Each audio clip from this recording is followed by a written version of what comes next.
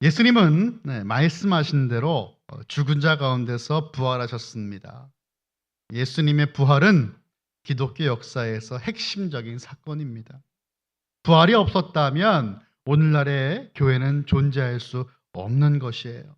사도 바울의 말씀처럼 예수님의 부활이 없다면 전파하는 것도 헛것이고 또 우리의 믿음도 헛것입니다. 그리고 우리는 여전히 죄 가운데 있을 것입니다. 하지만 우리 주님은 말씀하신 대로 3일 뒤에 부활하셨습니다. 오늘 본문의 말씀 1절을 보니까 이렇게 말씀하고 있어요. 안식일이 지남에 막달라 마리아와 야고보의 어머니 마리아와 또 살로메가 가서 예수께 바르기 위하여 향품을 사다 두었다가라고 말씀하였습니다. 여러분, 오늘 본문에서 우리가 만나는 이 여인들은 참으로 용감한 여인들입니다. 예수님이 잡히시고 죽임을 당하시는 데는 하루밖에 걸리지 않았어요. 하루도 걸리지 않았습니다. 예수님은 체포당한 뒤 부당한 재판을 받으셨습니다. 조롱당하시고 채찍에 맞으셨고 십자가를 지셨습니다. 이 모든 것이 목요일 아주 늦은 저녁부터 금요일 오전 9시까지 그 사이에 일어난 일입니다. 유대 지도자들이 조직적으로 철저하게 계획했다라는 것을 알 수가 있습니다. 예수님이 잡히시고 십자가에 달려 죽으셨으니 이들의 계획처럼 하나님의 저주를 받아 예수님은 나무 위에 달려 죽은 것이 되었습니다. 예수님의 죽음은 예수님이 끝나지 않고 예수님을 따르던 수많은 이들과 예수님의 최측근 그 제자들에게 번져갈 것이 물 보듯 뻔했습니다. 그래서 죽음의 위협을 느낀 제자들은 뿔뿔이 흩어지게 되었고 숨어버렸습니다. 그런데 예수님의 죽음을 먼 발치에서 눈물 흘리며 바라보았던 여인들은 예수님의 무덤으로 찾아온 것입니다. 오늘 본문의 시작인 마가복음 16장 1절의 바로 전절인 마가복음 10장 47절을 보면 이 여인들은 예수님 둔 곳을 보았더라라고 말씀하고 있습니다. 예수님 어디로 장사되어 들어가시는가, 예수님의 무덤이 어디인가를 주목하여 보았고 기억했다라는 것입니다. 참으로 놀라운 용기이죠. 여인들은 주저없이 무덤으로 나아갔습니다. 예수님을 사랑했기 때문이에요. 율법이 요구하는 대로 금요일 해질 때부터 토요일 해 질 때까지 안식일로 유대인들은 지켰습니다.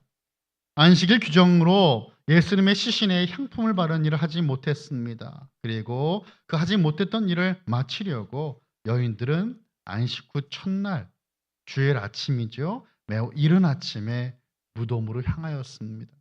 3절을 보시면 무덤으로 향하는 여인들은 걱정하며 서로 이야기하였습니다. 우리 한번 같이 읽어볼까요? 3절입니다. 시작. 서로 말하되 누가 우리를 위하여 무덤 문에서 돌을 굴려주리요 하더니. 아멘. 오늘 본문은 이 여인들의 용감함도 드러나지만 여인들의 걱정과 근심도 함께 다루고 있습니다. 그렇다면 이 여인들을 통해 살펴볼 수 있는 걱정과 근심은 무엇 때문인지 한번 살펴보도록 하겠습니다. 본문에 소개된 첫 번째 염려 걱정은 바로 무덤의 문, 큰 돌 때문이었습니다. 무덤의 입구는 큰 돌로 막혀져 있었어요. 그 돌을 치워야 들어갈 수가 있는데 여인들의 힘으로는 그 큰 돌을 치우기 어려웠던 것입니다. 용기를 내었고 주님을 사랑하는 마음으로 무덤으로 달려왔지만 여전히 그곳에는 문제가 존재했고 내가 해결할 수 없는 삶의 문제를 직면한 그 상태가 바로 여인들 앞에 서 있는 큰 돌이었던 것이죠. 당시 유대 장례 문화는 시신을 땅에 묻는 식이 아니었습니다. 굴에 시신을 안치하는 것이었는데 굴이었기 때문에 그 굴을 막는 큰 돌이 필요했습니다. 원반 모양의 돌로 굴의 입구를 막는 것입니다. 입구의 돌은 상당히 커서 돌을 굴려내려면 힘이 센 장정 여럿이 필요했습니다. 그 때문에 여인들은 돌을 누가 굴려줄까 염려하면서 무덤으로 가는 겁니다. 그런데 무덤에 도착하니 벌써 돌이 굴려져 있는 것이죠. 4절의 말씀입니다. 눈을 들어본즉 벌써 돌이 굴려져 있는데 그 돌이 심히 크더라. 심히 큰 돌이 이미 치워져 있습니다. 눈앞에 문제가 이미 해결되어 있는 것입니다. 돌이 옮겨져 있는 이유는 예수님께서 나오셔야 했기 때문이 아니에요. 많은 분들이 그렇게 생각하는데 여러분 그렇지 않습니다. 예수님은 무덤 안에 안 계셨어요. 이 돌이 굴려진 것은 다른 사람들이 무덤 안으로 들어가 말씀하신 대로 예수님께서 죽은 자 가운데서 살아나셨음을 스스로 보게 하기 위해서였습니다. 여인들이 예수님의 부활을 보고 다른 이들에게, 특별히 예수님의 제자들에게 이 부활의 사실을 증거하기 위함이었습니다. 문제가 없을 수는 없어요. 예수님을 잘 믿기 때문에 우리 인생에 특별한 은혜가 있어서 아무 문제 없이 여러분 살고 계십니까? 그렇지 않습니다. 모든 인생에는 문제가 있습니다. 그런데 예수님을 잘 믿는 사람과 그렇지 않은 사람들 사이에는 분명한 차이가 있습니다. 무덤을 막고 있는 돌은 어차피 우리가 할 수 없는 일이었어요. 내가 할 수 없는 일을 왜 걱정하고 염려합니까? 하나님께서 하실 것입니다. 문제들이 너무 심각해서 해결할 수 없게 보이고 모든 것을 그만두고 싶어질 때 하나님은 이미 우리들을 위해 길을 만드신다라고 하는 것을 믿으시기 바랍니다. 이사야서 43장 19절의 말씀을 보니 이렇게 말씀합니다. 보라, 내가 새 일을 행하리니 이제 나타날 것이라. 너희가 그것을 알지 못하겠느냐? 반드시 내가 광야의 길을 사막에 강을 내리니. 아멘. 우리 주님은 새로운 일을 우리를 위하여 행하시는 분이십니다. 우리의 눈에 보이는 일들이 주님의 눈에 보이지 않을 리 없습니다. 분명 우리 주님은 이미 알고 계시고 광야에 길을 내시는 하나님이시며 사막에 강을 내시는 하나님이십니다. 여러분, 광야가 왜 광야입니까? 길이 없기 때문에 광야입니다. 사막이 왜 사막입니까? 물이 없기 때문에 사막이 되는 것입니다. 하지만 하나님 앞에서는 그 광야에 길이 나고 사막에는 강이 터져 나오고 우리보다 앞서 길을 행하시고 이를 역사를 이루시는 하나님이 우리 하나님이신 줄 믿으시기 바랍니다. 이 여인들의 또 다른 걱정은 바로 두 번째, 빈 무덤이었습니다. 예수님을 만나러 왔지만 그곳에 예수님은 안 계십니다. 무덤은 빈 무덤이었어요. 무덤이 비어있다라고 하는 것은 시신이 없다라고 하는 말입니다. 그렇다면 이 여인은 둘 중에 하나라고 생각했을 것입니다. 시신을 누군가 훔쳐갔거나 아니면 시신을 다른 곳에 옮겨 두었다라고 생각할 것입니다. 예수님이 다시 살아나셨다라고 하는 것을 생각할 수가 없는 거예요. 무덤에는 있어야 할 예수님의 시신은 없고 흰 옷을 입은 청년이 등장했습니다. 5절의 말씀 보니까 이렇게 말씀하고 있죠. 무덤에 들어가서 흰 옷을 입은 한 청년이 우편에 앉은 것을 보고 놀라매. 마태복음 보니까 그를 천사다라고 소개하고 있죠. 6절을 이어서 보겠습니다. 우리 한번 같이 읽어볼까요? 6절입니다. 시작. 청년이 이르되 놀라지 말라. 너희가 십자가에 못 박힌 나사렛 예수를 찾는구나. 그가 살아나셨고 여기 계시지 아니하니라. 보라, 그를 두었던 곳이니라. 아멘. 상당히 놀랐을 것이라고 우리는 상상해 볼 수가 있습니다. 함께 한 집에 사는 가족들도 갑자기 튀어나오면 놀라잖아요. 근데 이게 아무것도 없을 것이라고 생각했고 시신이 놓여져 있었는데 아무것도 없는데 그 옆에 청년이 앉아 있으니 얼마나 놀랐겠습니까? 뭐 지금처럼 불을 켜는 것도 아니잖아요. 천사가 우편에 앉았습니다. 여러분, 오른편에 앉았다라는 것은 권세와 영광이 있다라는 것을 나타냅니다. 오른편에 있다는 것은 그 사람을 대신할 누군가라는 의미예요. 천사가 앉은 위치는 그가 부활하신 예수님의 대변자라는 것을 알려줍니다. 놀란 여인들이 이제 정말 놀라서 얼어 있으니까 천사가 안심을 시키면서 예수님의 부활을 알려주었습니다.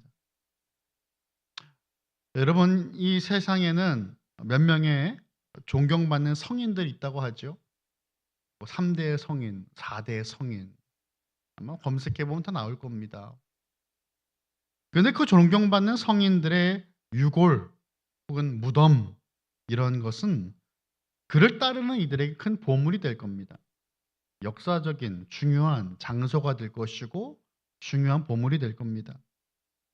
하지만 예수님의 유골이 발견된다면 기독교는 세상에서 사라져 버릴 것입니다. 우리는 무덤 안에 있는 분을 따르지 않고 무덤 밖으로 나오신 분을 따릅니다. 예수님은 죽어서 묻히신 분이 아니라 부활하여 영광스러운 몸을 입으셨습니다. 예수님의 무덤은 빈 무덤이었습니다. 예수님이 살아나셨기 때문이에요. 이게 아주 중요합니다. 미국의 매사추세츠 주의 한 교회 주일학교에 나오는 8살짜리 소년 톰이 있었습니다. 그는 병이 많아서 항상 몸이 연약했습니다. 걸어갈 힘도 없었어요. 그래서 항상 휠체어를 의지해서 교회를 나오는 소년이었습니다. 부활주일을 앞두고 주일학교 선생님은 아이들에게 속이 비어져 있는 플라스틱 모양의 계란을 주면서 그 속에 무엇이든 생명이 있는 것을 채워 넣어 오라고 숙제를 내어 주었습니다. 한 주가 지났습니다. 부활절 아침이 되었습니다. 아이들이 차례로 계란을 열어봅니다.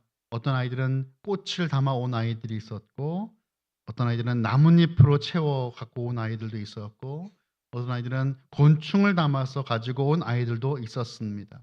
생명이 있는 여러 가지를 준비해 온 것입니다. 드디어 톰의 차례가 되었습니다. 그런데 톰의 계란은 비어 있었습니다. 그걸 본 몇 명의 아이들은 깔깔거리며 웃었지만 몸이 연약했던 톰을 위해 교사는 위로의 말을 전했습니다. 준비하지 못해도 괜찮아, 톰. 몸이 많이 아팠구나. 하지만 톰은 선생님께 이렇게 대답을 하였습니다. 선생님, 저는 생명을 준비했습니다. 이것은 예수님의 무덤입니다. 예수님은 다시 살아나셨기 때문에 그 무덤이 비어있지 않았습니까? 빈 계란은 생명이 있어 살아있다라는 것을 나타내는 것이잖아요. 이 소녀는 10개월 뒤에 숨을 거두었습니다. 그의 장례식 날 그의 관에는 꽃 대신 빈 플라스틱 계란이 놓여져 있었습니다. 우리 주님은 죽음을 이기고 부활하셨습니다. 그의 무덤에는 시신이 없었습니다. 죽음이 아닌 생명입니다. 예수님의 부활은 우리의 부활을 예표하는 것입니다. 예수님의 부활을 뭐라고 표현합니까? 첫 열매라고 말씀합니다. 우리도 부활할 것이기 때문이에요.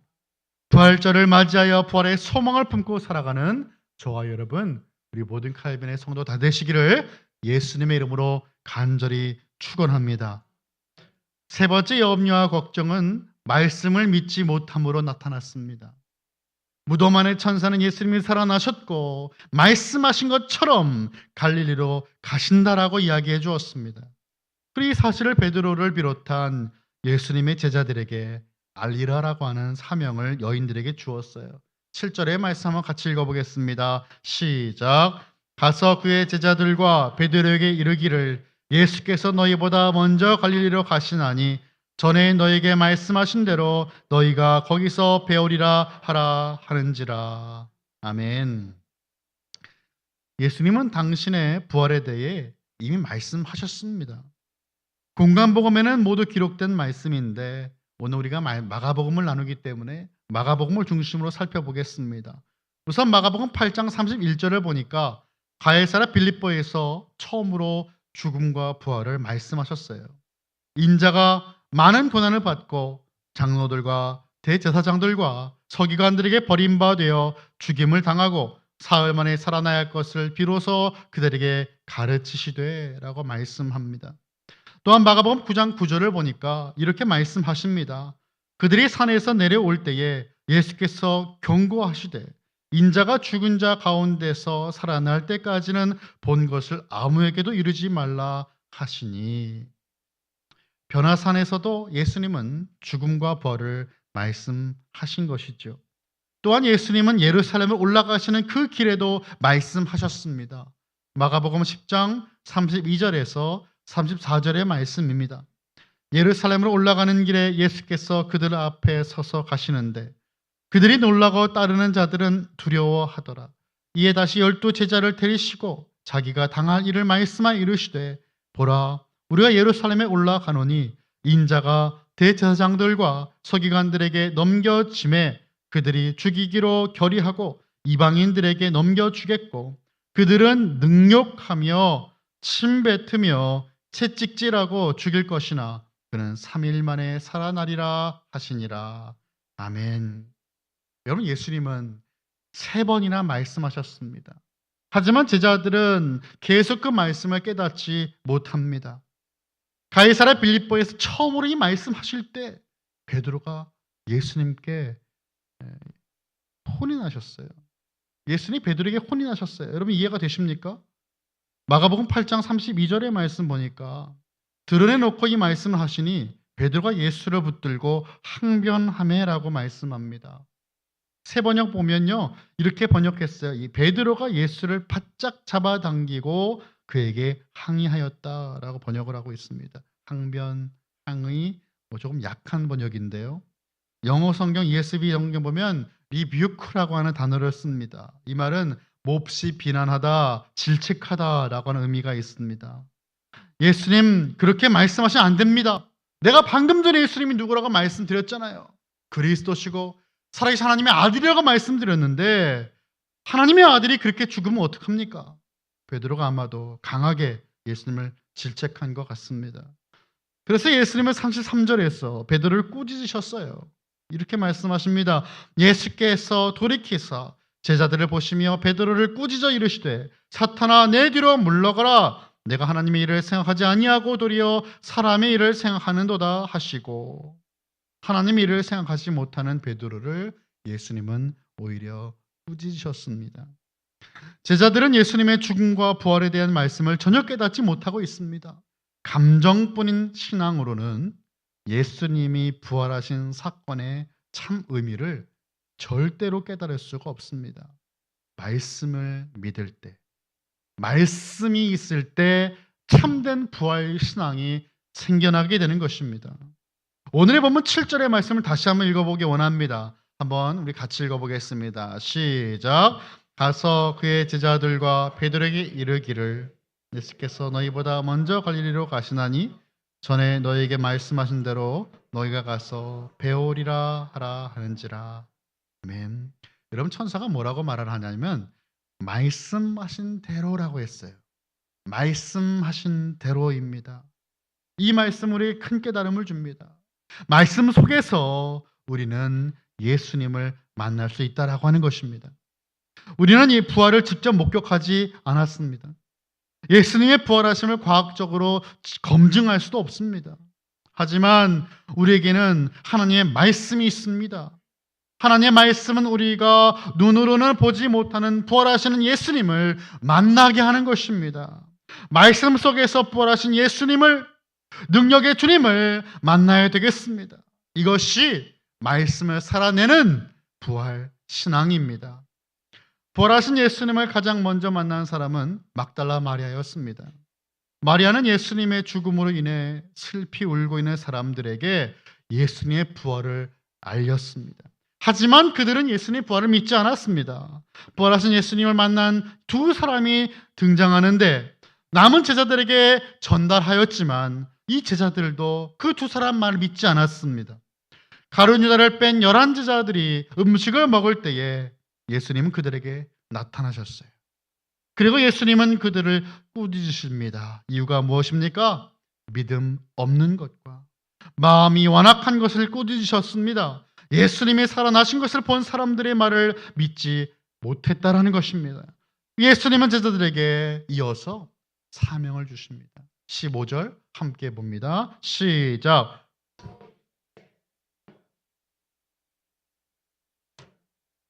아멘. 너희는 이라고 했습니다. 너희가 누굽니까? 제자들입니다.